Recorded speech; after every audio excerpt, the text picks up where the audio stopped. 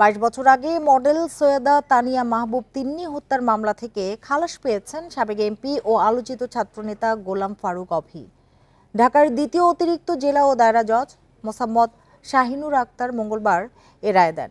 তথ্য প্রমাণ উপস্থাপনে রাষ্ট্রপক্ষের ব্যর্থতা দেখছেন আসামির আইনজীবীরা।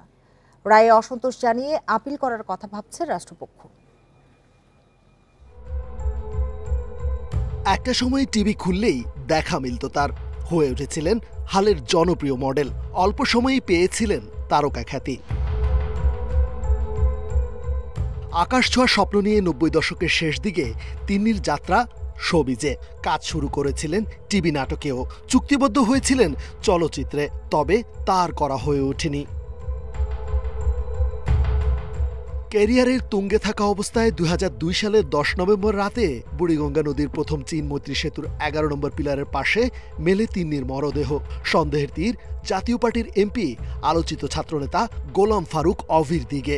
অভিযোগ আছে, স্বামী পিয়ালকে তালাক দিয়ে অভির সঙ্গে প্রেম ও পরে বিয়েতে অস্বীকৃতি জানালে গণমাধ্যমে সবকিছু ফাঁস করে দেওয়ার হুমকির জেরে খুন হন তিন্নি।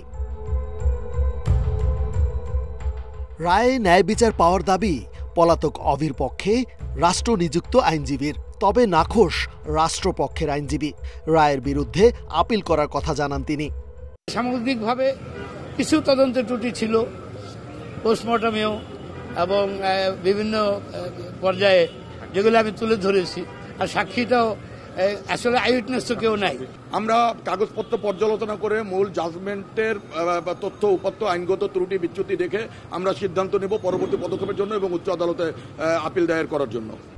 তদন্ত শেষে 2008 সালের 8 নভেম্বরে অভির বিরুদ্ধে অভিযোগপত্র দেয় পুলিশ, তবে এর আগেই দেশ ছেড়ে পালিয়ে যান তিনি। রেজওয়ানুল হক, ইন্ডিপেন্ডেন্ট নিউজ, ঢাকা।